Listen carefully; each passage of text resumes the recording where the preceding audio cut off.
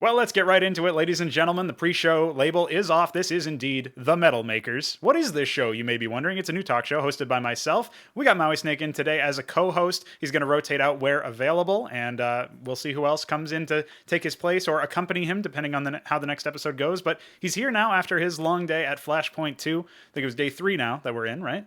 So we're counting up 2 to 3. Yes. And then, so that's essentially where we're at, where we find ourselves at right now. And ultimately, one of the main points that I wanted to immediately jump into with the Metal Makers is, of course, today's results at Flashpoint. So the whole point of this show is to take a look at the teams that didn't quite make the cut. Either they lost their most recent game or they just didn't make it out of the tournament. Maybe they lost in the finals at a grand final and they just couldn't, didn't have the right pieces to really go somewhere special with that. We can think back to even OG, who obviously had a disappointing result today. They were in a grand final versus FaZe not so long ago, and they, ended up getting unfortunately sat down. So it's one of those cases where we can really take a look at some of the deficiencies in some of these pro teams and do a bit of a deep dive on essentially what caused them to fall short and what they might be able to do to make those medals, to catch those trophies, and to actually win those finals in the future. So up first was obviously today was a day of upsets over at Flashpoint 2. We had C9 getting swept by VP, and that was a little bit more contentious. I think most people probably would have said, VP is a pretty dangerous team, so it's not like it's the easiest opposition for C9 initially. And then, of course, OG falling to Genji, which was completely unexpected. Pretty much everybody had, would have said bet the farm on OG in that situation. They all would have wound up homeless. So what do you make of today's games in general? Is there some sort of underlying theme you can, tap at that applies to both of these teams, or do you think they failed for different reasons? It's definitely different reasons because on the one hand, Genji came out with a game plan on train. They counterpicked that against OG, and they showed some strats, some level of play that I don't think people are expecting. Exist is a player we were writing off before the broadcast even started, really. We're like, come on, man. This guy was probably the worst player on the worst team at Flashpoint 1, and now he's coming back, and he's just looking so hot. Like, the multi-kills he was finding on Dust 2, for example, with Kriaz towards that B-bomb site were so nice, and it was... So I got to give them credit. On the side of OG, it just felt like on train they got frustrated. Like, you could see the frustration in the way that they played, the way that they played off of each other, the lack of teamwork in some of those late round situations. It's not characteristic of what I've seen from OG in the last couple of months. So that's something that they definitely need to be working on.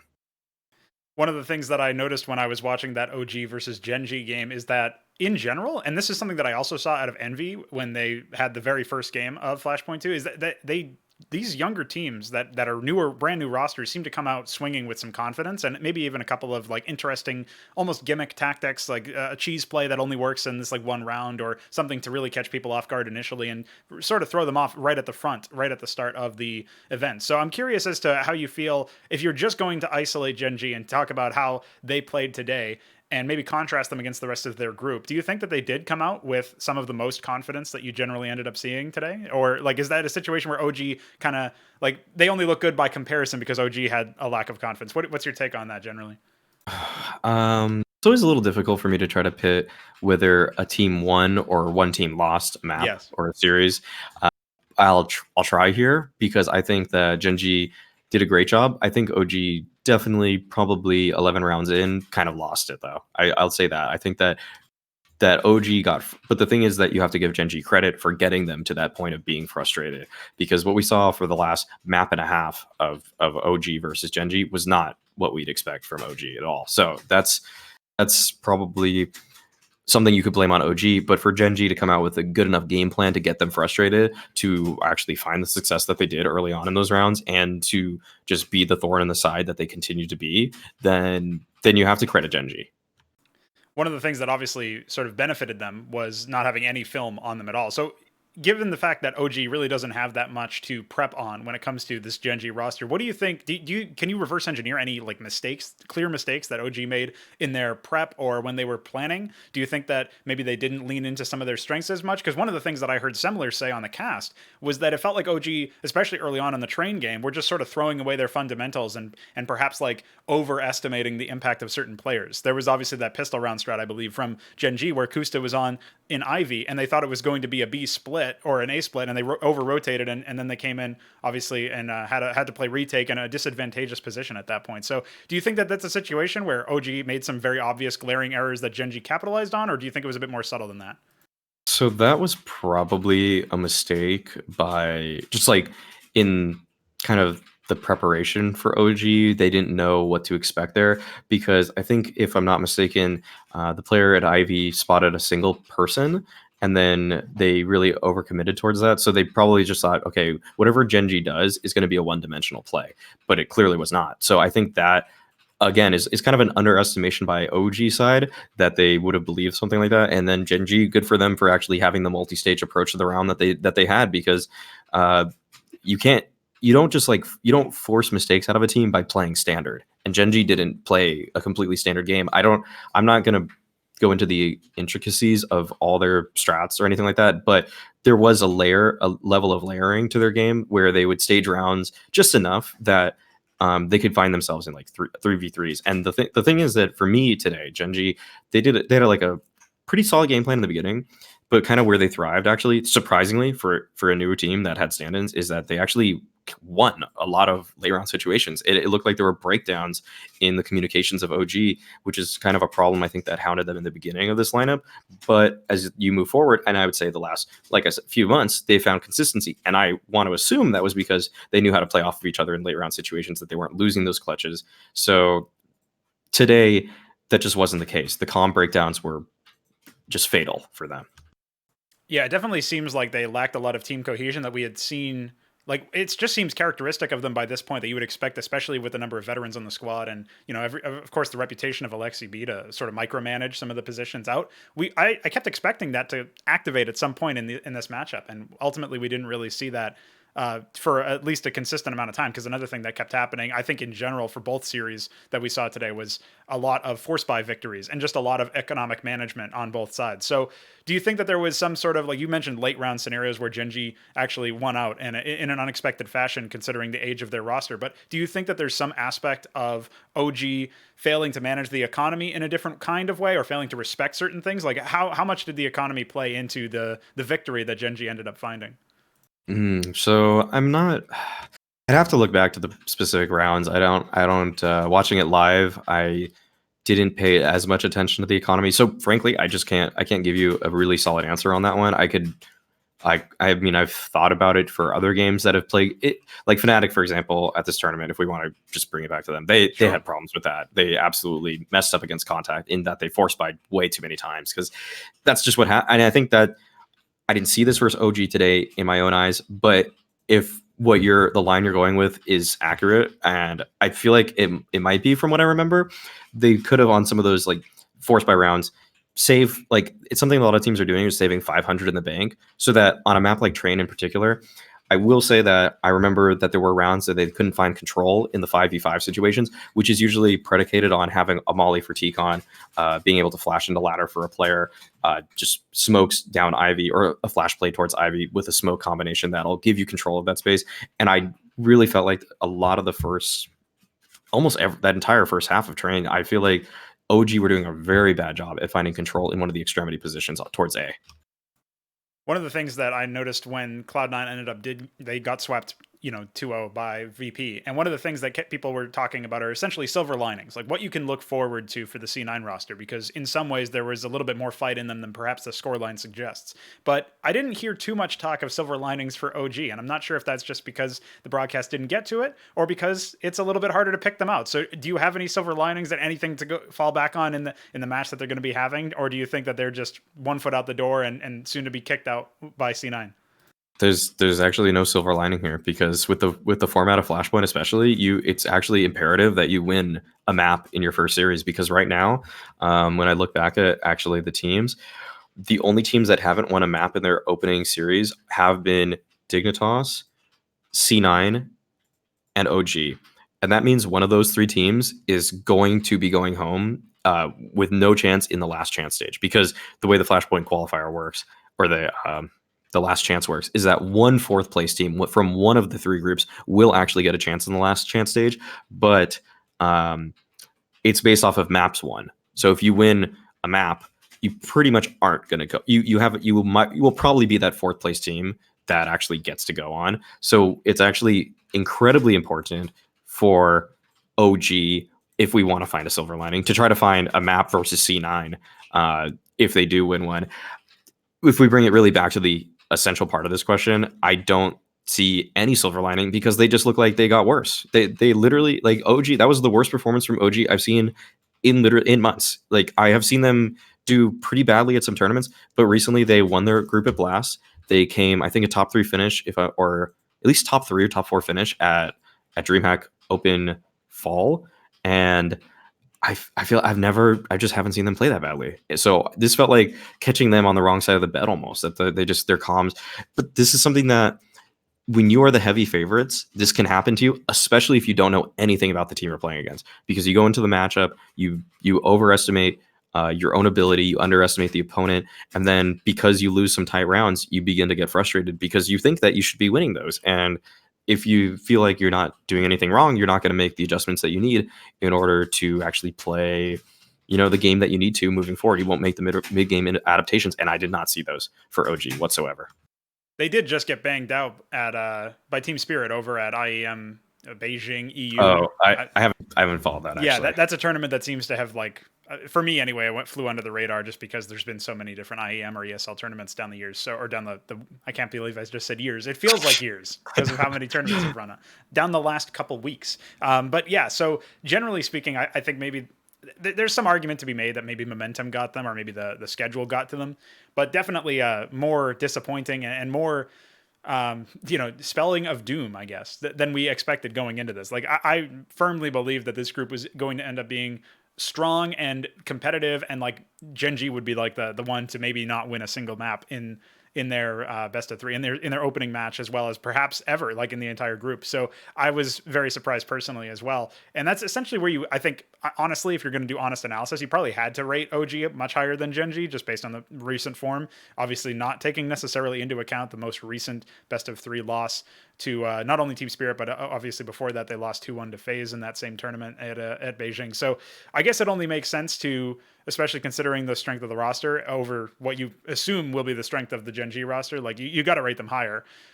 Over on the other side, though, like I said earlier, the C9 VP game, I think that was a bit more contentious, and I was very surprised to see that everybody had gone all in on Cloud9. What do you make of the predictions going into this game? Because that was its own level of storyline, right, where everybody was predicting Cloud9 to win, and obviously we saw the rather disappointing result. Okay, so I'll say this with the predictions here at Flashpoint, is that there's a couple things that people need to know when they're watching this, that our predictions, if people aren't following the analyst segments very closely, we are predicting using live odds from Pinnacle. So we're actually basically betting points. It's not like we're doing 1-to-1 like at Blast or something like that, where if you make a prediction, you get 1 point, and if you get it wrong, you just get 0 points. It's actually, you're betting with 1,000 points that you have to use every day, and the minimum you can bet is 250, and the highest you can bet is 750. So essentially, you have to have a horse in every single race. And because of that, there's kind of a meta that's developing where right now there's 2 things people don't want to do. Or there's 2 things. One is people don't want to come in last. So basically Anders is trying to, and Semler are in a race for last, and they basically need to try to one up each other. So they have to do something a little different from each other. And the second thing is people are trying to come in first place. And because I made perfect preds for the first 5 matches, I think people are, okay, maybe this is a little hubris, but people are trying to pass me. And because I've been picking the favorites every time, people think I'm going to just keep picking the favorites. So people need to pick an underdog at some point if they do want to pass me. But I picked the underdog that time, and everyone else picked. I was thinking of picking VP, but I think everyone is going to kind of say that, I think everyone's going to kind of say they were going to pick VP, but I think that it almost shifted the betting a little bit because people thought I might pick the favorite. Because I literally claimed that's how I'm in first. I pick the favorite every time. Yeah. But I kind of switched it up there, I think, and that might be why people did it. But also, I think the odds kind of were basically 2.5 to 1 to whatever odds. It was kind of saying to us that if you played this 2.5 times, Cloud9 would win once. That's kind of how you're betting under that assumption. And I feel like if Cloud9 did play it maybe that's not the best odds, because I think if they played it 3 times, they would have won one of those 3. But 2.5 is kind of close, so you kind of fudge that, and that's kind of like one of the fallacies with betting. You just think like maybe this is that time, and you have your sample size is one series. If I'm not mistaken, everybody is negative after the OG series, right? At the Yes, end of yes, today, even you in first place have minus 300 or something like that. So yes. impressive stuff over at the analysis desk. So actually, I wanted to ask you about how those analyst segments have been breaking down, more broadly speaking, because one of the things that Flashpoint said when they were coming up on the scene, even all the way back in Flashpoint 1, is that they were going to try to reinvent the way that people essentially consumed analyst content in the middle of the broadcast itself. And they were going to have features, and they're going to have a lot more content, generally speaking. And so, obviously, so far, I mean, they've been longer desks. You guys have been able to hear from players in the middle of them, and then segue rather, smoothly into the next topic or the next game or some sort of thing to watch for whatever's going to be coming up. And you'd even bring in the casters a little bit, maybe 5-10 minutes before the game was set to start, and have them talk a little bit and sort of expand the conversation. How do you think the format of the desk itself has been shaping up? Like, do you see any obvious things that other TOs could be taking to improve their level, or do you think that this is it's some deeper thing where Flashpoint is able to use this format to their own benefit in a way that other tournaments wouldn't be able to? I think one of the highlights of the desk is the back and forth segment between the casters and the desk, which you just don't get at other tournaments. And that feels like such a little obvious thing, but it has led to some of the funniest moments at the entire tournament, I think. So I Yeah, really Bardolph enjoy it. standing up, everybody remembers Yes, that. the fly down. That's so great. Yeah, that was set up. That was him setting me up, and I just alley ooped it, or he alley ooped it to me, and I just was like the why is he going and done that? Yeah. That was so funny. I think that's pretty good. I like the fact that we can swear. I don't swear that much actually, but like Potter has been swearing a bit on the desk. And it's funny. It's pretty funny. We've gotten Monty swearing too. I think the desk segments have been just pretty fun. And I think another thing that is really nice is that we kind of get as much time as we want for those. Like we get to, like we've gotten a lot of time, and I think that just allows us to build up the product more in a way that makes it more entertaining. I think that there's the thing that is that we actually don't have the telestration segments yet. They've actually been working on that. Apparently one of the telestrator machines broke, so they're fixing that, and that is something that I like. The thing is, the desk is going to get better. I'm going to say that. Like, it's 100% going to get better because we don't have all the tools yet to even make it as next level as we wanted to yet. So that's something to stay tuned for. If you guys have already been liking the estimates, that we're going to get a little bit deeper with the analysis, as opposed to like I do like breaking down games and just verbal, just conversations. But at the same time, it's really nice with the visual aid, which we haven't had here, and so that should be coming soon. And I'm not sure. They're working on a couple things with it. One is the telestrator, and the other is there's like some licensing agreements that have to go down too. So that's been a little bit frustrating, but I'm glad you've already picked up on that. It's a different look for those segments, and I think that as people kind of come together, so like Potter and I have worked together a lot, of course. Thorin and I have worked together at just a couple events now, and Alan is new to it, so he's getting a feel for the desk as well right now, and I think he's doing a really solid job right now. So we should be. I think by the end of it, we're gonna just be moving and grooving. It's gonna be way more fun, way more jovial, and once the kind of plot lines and narratives develop throughout this tournament, it's just it'll get even better, because it'll be more kind of like inside jokes that if you've been watching the tournament, or even you just look at the results, you can be like, okay, that's funnier than just like the worst part of a tournament. Every tournament is the pre analyst segment for the first game sometimes, because you're just bringing in all these other narratives as opposed to creating your own, which is what we aim to do at Flashpoint.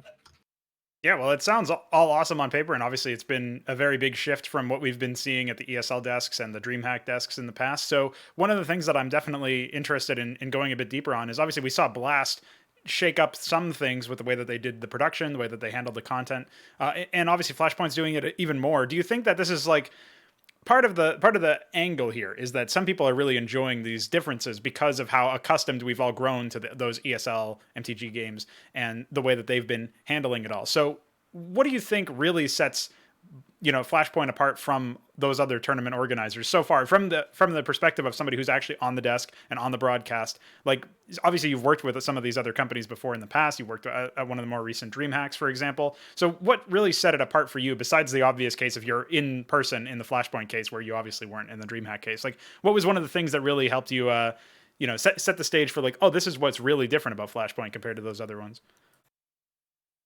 I think the main thing is the games are started based off of the analyst desk as opposed to the game itself. So that's why people in chat will be like start time or whatever, but it allows us to have freedom in a way that it just feels more natural. It doesn't feel like with other segments for other broadcasts, like every broadcast always has like a time limit, basically. Like, okay, we got to start the game. And this is the first time I've ever done one where it's like, wow, I can just talk as much as I want. Alan can get his point across. I can have a counterpoint to that. Monty can kind of question the counterpoint, and then we can continue running with the segment. If the discussion is good enough, we could run with it even a little bit longer. Like, we never want to keep people waiting just because we think we're more important than the game to an extent. But if we want to go an extra 5 minutes, we can easily do that. And I think that just makes everybody a lot more comfortable, because there's kind of a rhythm to basically being on a desk on any other broadcast that you have to just get used to. And it's kind of like, okay, I know I'm going to have 45 seconds here. I know I'm going to have to listen here. I'm going to have to listen to this person. She's going to get a point. He's going to get a point. My 45-second piece, he point, she point, break. Like, and it feels very formulaic. Whereas this one, it's the back and forths feel a lot more like a conversation. And I know that being in person helps with that, but it's also the nature of just how it's all structured. You spoke earlier about Alan coming on the desk for the first time in his personal career, so I'm really interested to hear your take as working alongside him now for the first time. Obviously, I imagine the more loose format helps him out a little bit there. Like, he knows he can swear if he wants to show off a little. He also knows that it's like you said, there's not really the same formula, the same time limit. Obviously, maybe that in some cases, like, some people might excel better at that when they know they only have to talk for 45 seconds. But somebody like him, he's obviously got some analysis chops, so he wants to show those off, and he wants to be able to say his point in a way that maybe it doesn't matter if he goes a little bit over the 45-second limit that would be in play at some of the other desks. So what do you make of his analysis so far? Like, what angle has he brought to the desk that you think is missing in maybe some of the other desks? Alan's been pretty critical of some of the teams, and sometimes, like, I know Potter and I like to be pretty positive, so I think it's fun to, like, kind of Alan kind of wants the game to be played a very like fundamental standard way, and for things to look good, for teamwork to be on point. And so he'll criticize when he doesn't see that. And like, for example, today he pointed out he thought Buster was the player to watch for VP, and I was like, you kinder. And basically, like, he thinks Buster kind of plays more in the system. He's still really good, and he has all the fundamentals and the teamwork. But it's like, for me, I want a player like Yakinder. I want the star. So it's fun to have those kind of back and forth. Just kind of what Alan brings is that he isn't a yes man, and he's been pretty, like, he has an ideological stance for how he thinks the game should be played, and he's going to stick to that even if you contest with him, and he's not going to just fall in line like a lot of other people. Like, I too can be, depending on the desk I'm on, depending how it feels, I can find myself sometimes just kind of not necessarily like sandbag, like going softball on a point, but it's kind of like, I think this will be kind of a more interesting take than, and Alan's just like, this is what I see, and I'm going to call it as it is. The thing is, I never lie on the desks or anything like that, other than sometimes I'll pick a team just because I feel like it's kind of fun to pick them. But, like, I'm not going to, like, make something up. Like, I'm not going to tell you that, like Montu's better than Zaiwu. You would never say something like yeah, I'm not going to say something like that. But if that's what Alan really believes, he's going to say it. But he doesn't say something like that, of course. But he does say Buster's better than Yakinder. So yeah, some would say that's the same thing, right? So same kind of action. If you said that to a Russian, they get up in arms just as we did before. Gotcha. Okay, so it's cross cultural, the love for the star over the everyman, or the system man, as we were talking about earlier. So that's really cool to see. Obviously, he was not on, really, I imagine, very many people's radars before coming in on this desk, and he's making a bit of a splash. It's always interesting to me when somebody comes in and they've got, like you're saying, the critical eye, and they're not afraid to really make it known. Like, this is what I think of this team, and I don't think it's a very positive take, but here's what I think of them, honestly. Like, especially coming from somebody who's brand new to the broadcast, that's really sort of, what's the term? It has a lot of potential to really make a splash, because that they're not going to be held back by the sense that they have to be more positive, or they have to be the yes man, like you were talking about earlier, or they have to go softball on a specific team. I imagine that also gives you a nice sort of counterbalance, like you were talking about earlier. If you and Potter are going to be a bit more on the positive side, then you can get him to balance that out. That's a really big, and I would imagine underappreciated aspect of the analysis desk, is making sure that the personalities and the takes that they're going to provide and the specialists that you have on the desk are going to be able to share different kinds of points. Do you have any sort of a favorite segment so far from Flashpoint in that sense, like where you guys were able to go in deep on the analysis and deliver some really high quality content? Or it could be banter as well. I'm sure, like whenever Thorin's on, that's a high priority one. But do you have any segments that you remember fondly from like a specific game that happened, or even a pregame show? I think if we just think about the one today, the his Buster angle versus my Yakinder one, I think that's a pretty good example of how the Flashpoint desk can differ, because we just have that extra time. So I can jab back at him, he can jab back at me just a little bit. So that's kind of a nice spin on it. Um, Other than that, I like how, if we have a point, we can kind of take over in a way that I don't always feel comfortable jumping in. So, like, for example, when I posted it on Twitter, so but at the point where I said, that, for example, the map or whatever, that whole, like, I had that whole idea about the veto for Cloud9. I kind of like rambled on that for maybe over a minute or something. And normally I would feel like I need to put a hard stop on myself at some point, so I have to like really cut this. But at Flashpoint, I just wanted to present all the info that I had, and I did that.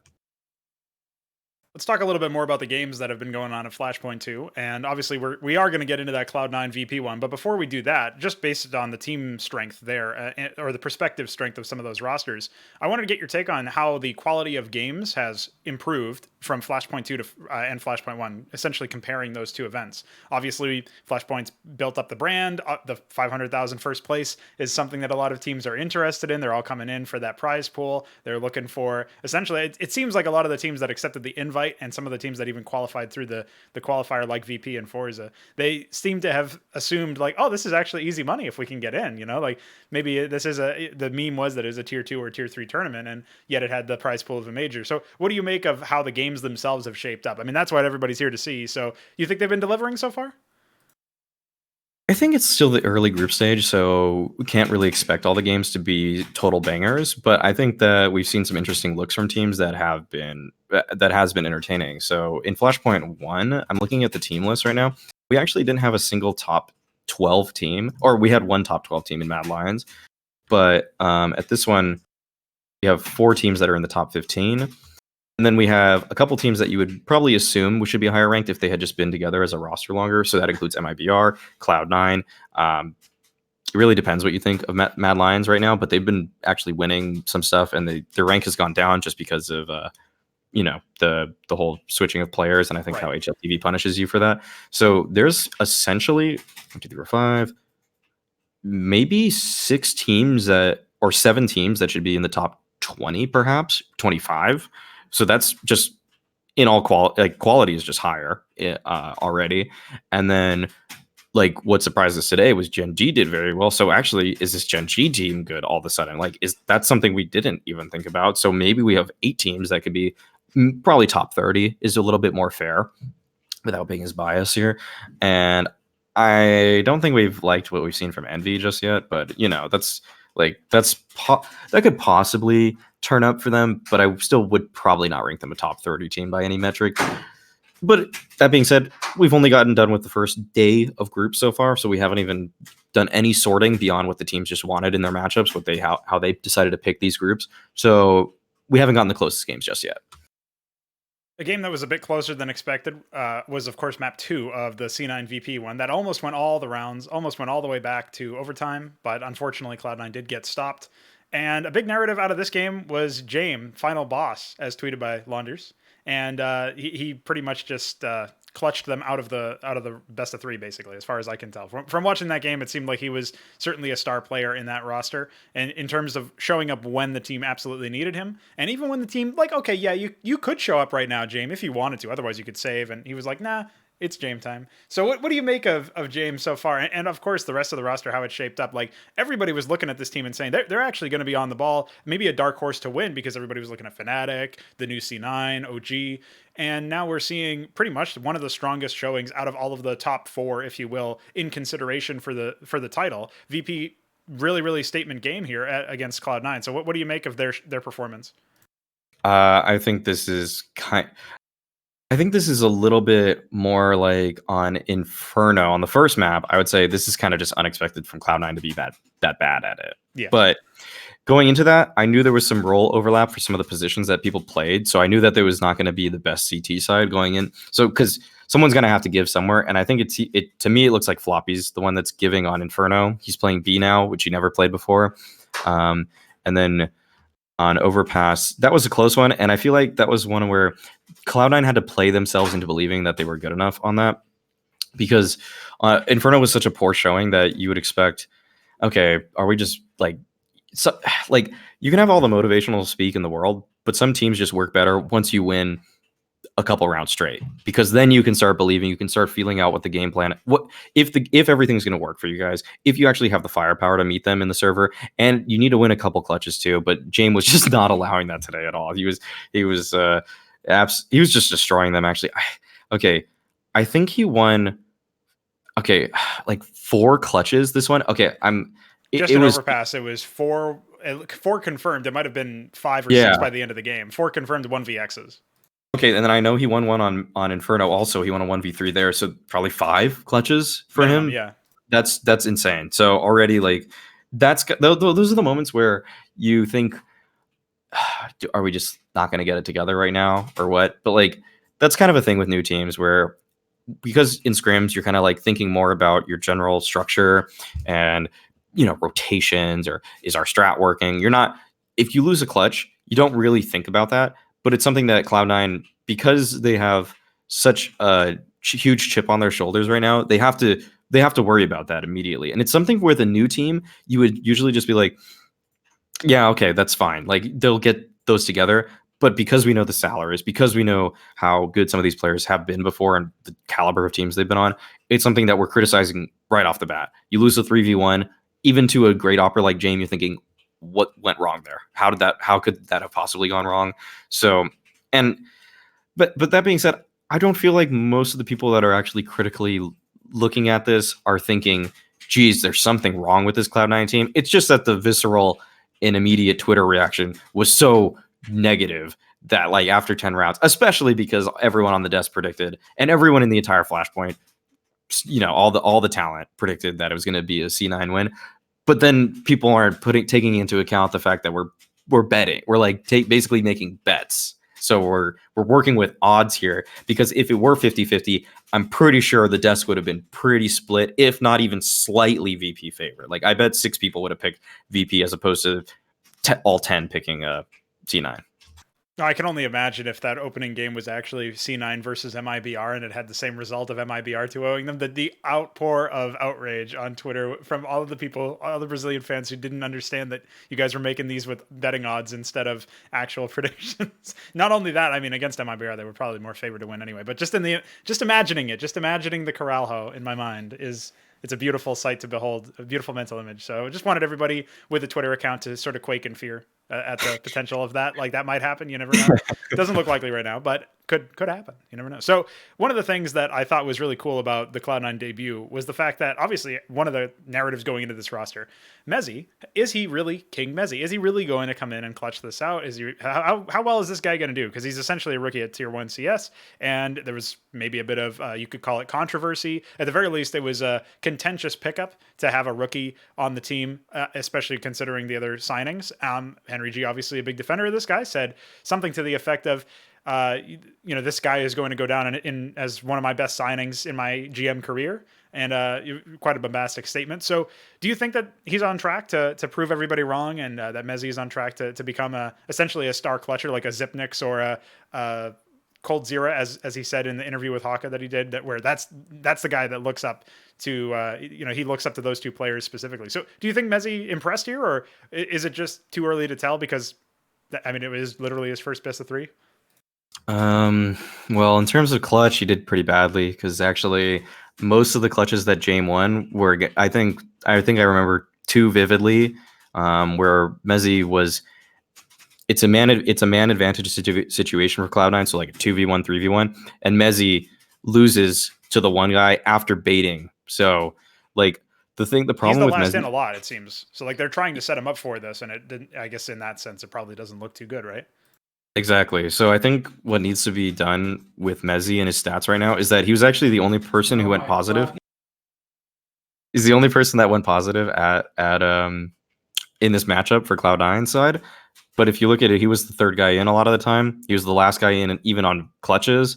Um, like he was set up for success. And the thing is that he had, this is like kind of one of the more telling stats, is that he had 39 kills and S-Tag had 5 less kills, but S-Tag had 12 more ADR. So it shows that Mezzi's getting his kills after people are already weakened by other players. So it I'm not going to write him off or anything like that. I'm not going to say that Mezzi's bad because he played well. He did his job, and they're setting him up to do well. But I would say that a lot of players kind of at this level would have done well in Mezzi's spots in the situations that he was put in, and I think some of them would even have exceeded his performance, given that he was allowed people were making space for him, and it felt like to me I kind of do this where I kind of view the game like Dota, which kind of just Yes. means like so I kind of position people 1 through 5 who gets the most resource allocation, whether that's bodies in front of you or just utility, or you get the positions you want.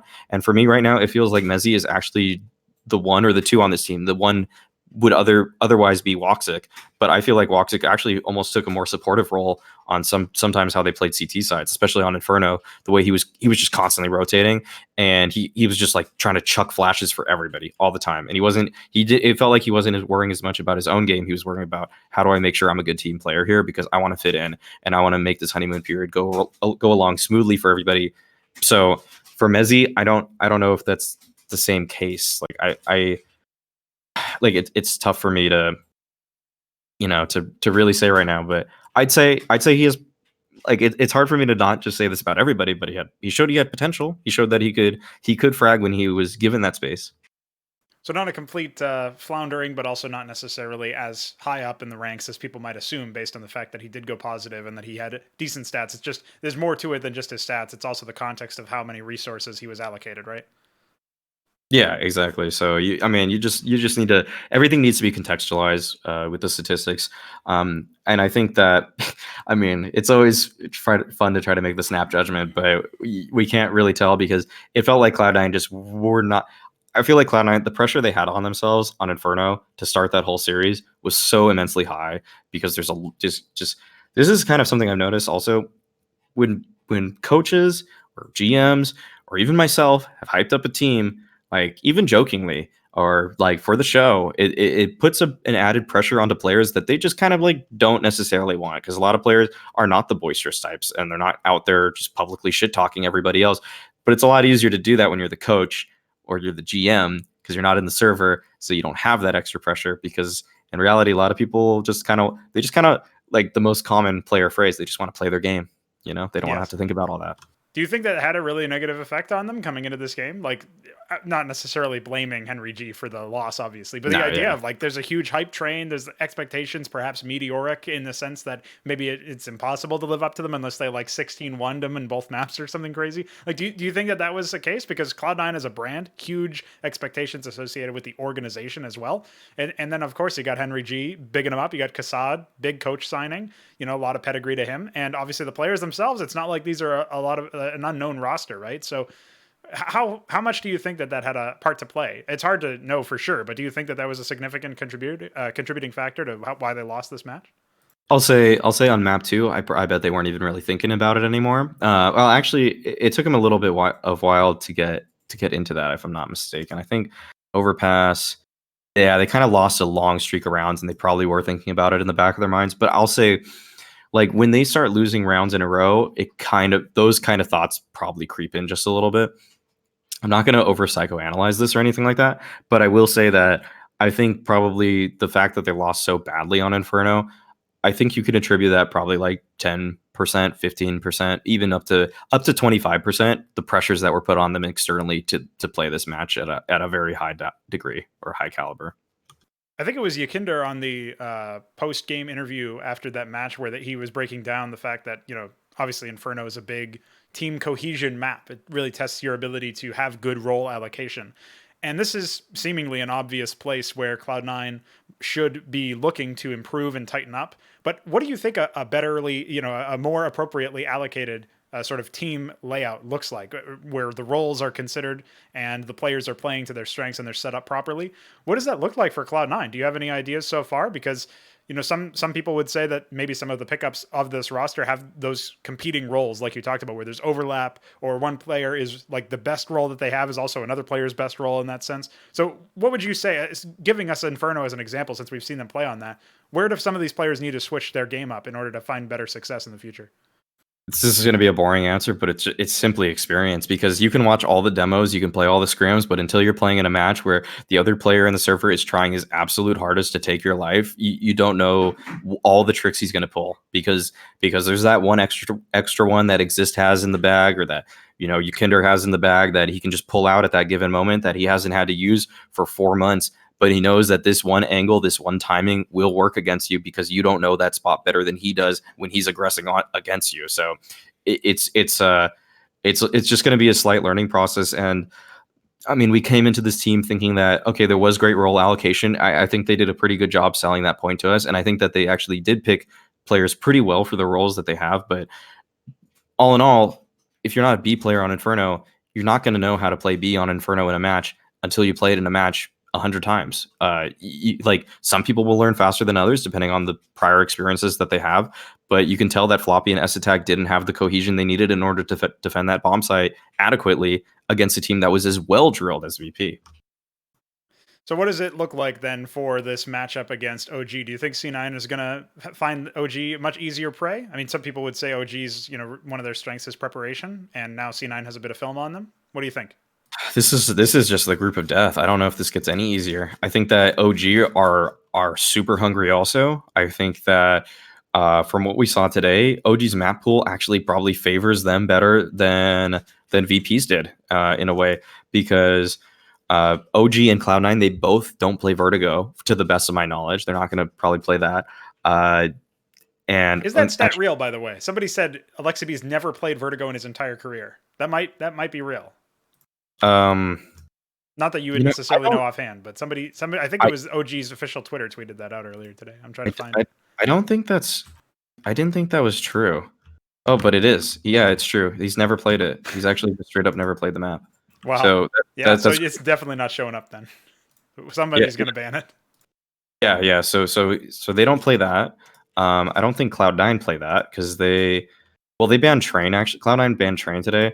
So Cloud9 banning Train, which is probably OG's worst map, and then Cloud9 don't want to play Vertigo, which is another map that OG bans anyway, so it doesn't matter.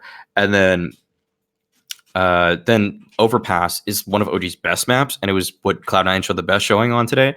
The map pool is just strictly worse for Cloud9 versus OG. So, and OG they're just not going to play as deflated as they did today. Like, that's just it. You're just not going to see that again. I have not seen that in so long. Like, I actually want to retract on a statement I went out there earlier. I said like OG was top 5 or something at DreamHack. They actually came 7th. I looked, but the team they lost to, NIP, did incredibly well at that tournament. So like, it was kind of surprising, and it's a team where I think what's concerning for OG, and this is actually, I think Bill or someone wrote this in the chat, like, do we think OG is relying maybe too much on anti-stratting?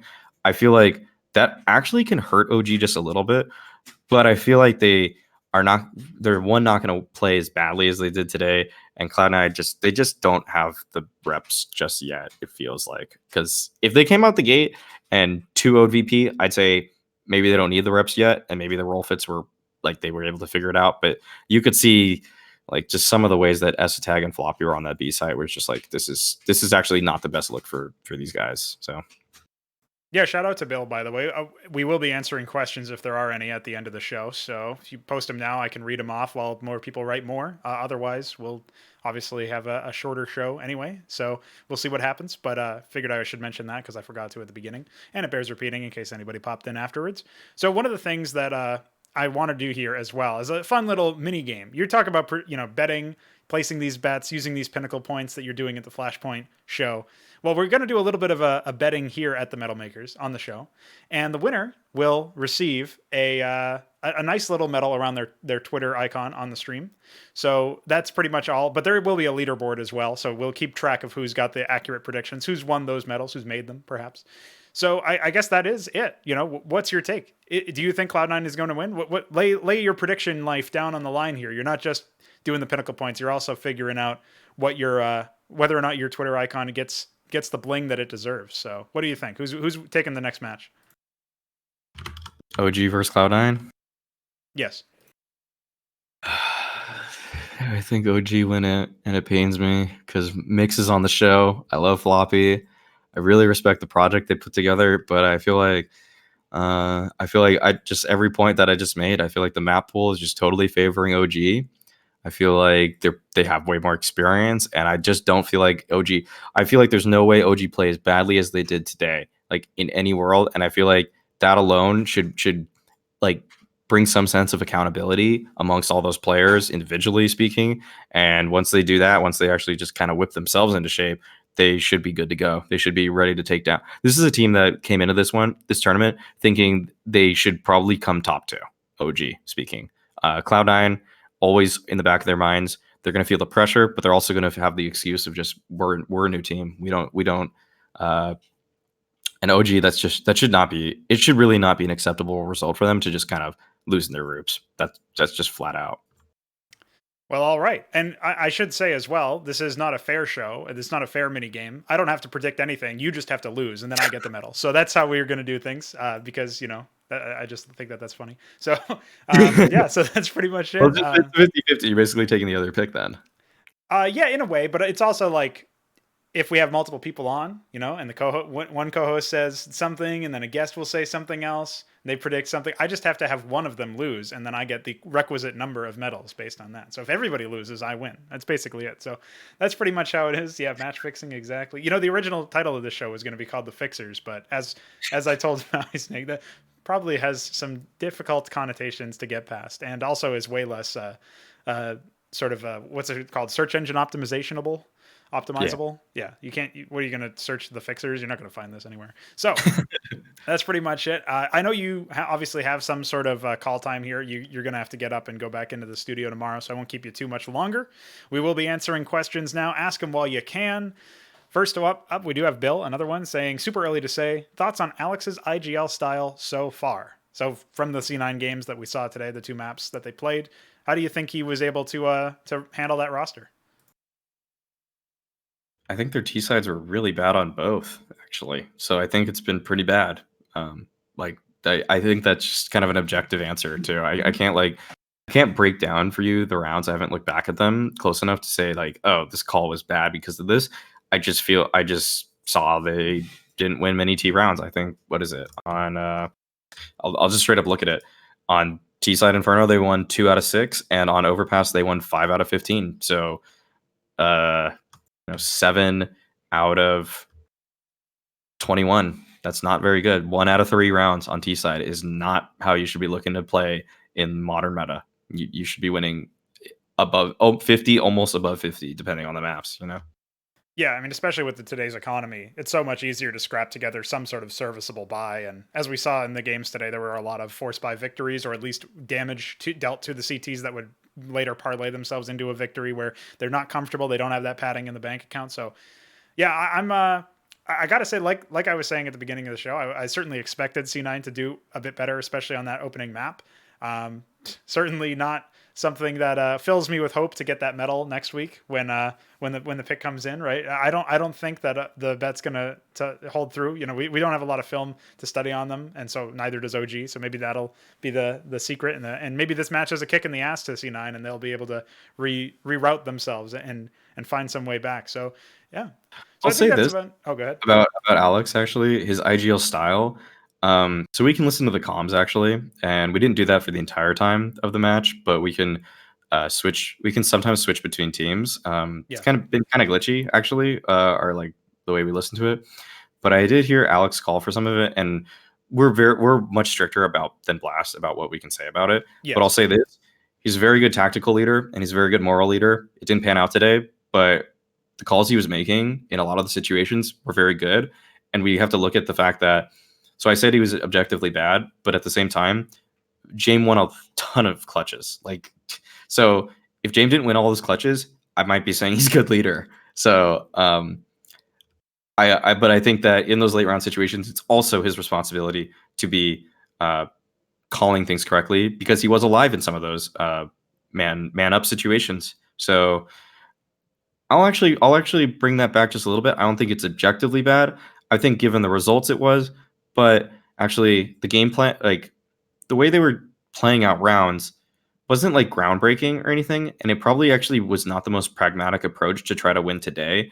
But it was a style that seemed like it'll make sense, and so we'll see how it develops as this Cloud9 team gets to play a little bit more. Well, we got another IGL question anyway. One of the things that I did want to say before we jump into that one, though, is as far as Alex goes, it does seem like maybe he had a bit more success on the CT side of Overpass comparatively. So I'm not sure what, if there's as much calling. I would imagine not, just based on the fact that you have to actually have some set piece strategies and you're not really waiting for the teams to come to them. There's only so many maps in the pool anyway that allow for the same amount of CT aggression as Overpass. So that might have been like a map specific thing.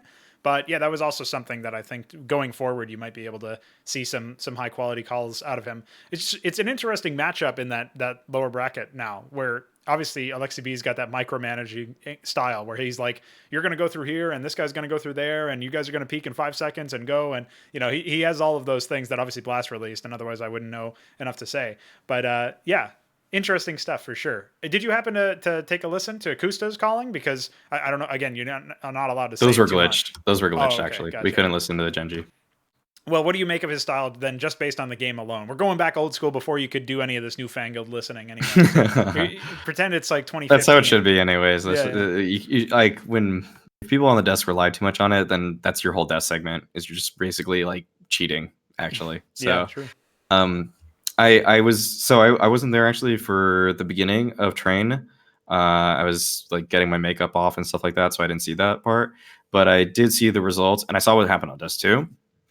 And I'll say that I think on Dust 2, it almost felt like it did really feel like a lot of OG playing themselves out of rounds. But I think this, so I can't really speak exactly on some of the tighter aspects of it, but Automatic says that Kusta brought in to their train kind of a philosophy for the map that he thought was very unique. So I think it's very much so worth looking back at that game and seeing just how Genji actually played train to find that much success on the T side, because if he's got a new idea about it and he can succeed in such a dominant fashion, then I think whatever Kusta's onto, if it's replicable and it's not just some OG shitting the bed kind of thing, then this could honestly, like, Counter Strike is always changing, and this could usher in like a new way to play T sides. But like, I mean, I'm gonna hold my horses a little bit and just think like the way he called was just very effective versus OG because they had a lot of data to look at, and OG didn't know what they were in for moving into that game. Yeah, some intangibles going into that match that definitely played to Genji's favor in that respect. I was actually really surprised by Kreez or Crazy, however you say his fucking name. That guy I was think pretty. Koreas. Yeah, probably Kreez, but Semler had some funny way to say it, so that was funny. But yeah, I thought that guy really delivered in spades, and I don't know how much of that was Kusta setting him up with the tactics, and maybe that's something that they observed in practice, like, oh, this guy can actually handle the resources if they're given to him, and so it's obviously very difficult, especially if you don't have access to those comms behind the scenes to determine whether or not that's like individual plays or if that's just part of the strategy. We need a little bit more film on these guys, especially on that specific map, to make any determinations. But some promising starts for them, and yeah, maybe NA is actually greater than EU. You saw it here at Flashpoint. So. Yeah, it just depends on the tournament. With Blast, it's definitely more EU, but I Jet guess lag. yeah, Yeah, Flashpoint changed that. Yeah. Exactly. They had some boot camps. It was great. All right. I think that'll do it for us today. It was a bit of a shorter show than I think some of the future ones will be, but we'll see how that plays out. Thanks, everybody, for joining us live over at twitch.tv/semipronogo. You can also look up the YouTube channel, which is where you're watching this if you're not watching it live. So thanks for doing that as well. And of course, we'll be back sometime next week for another episode, God willing. So see you guys there and enjoy the next couple of Flashpoint games. And you can catch Maui over there as well.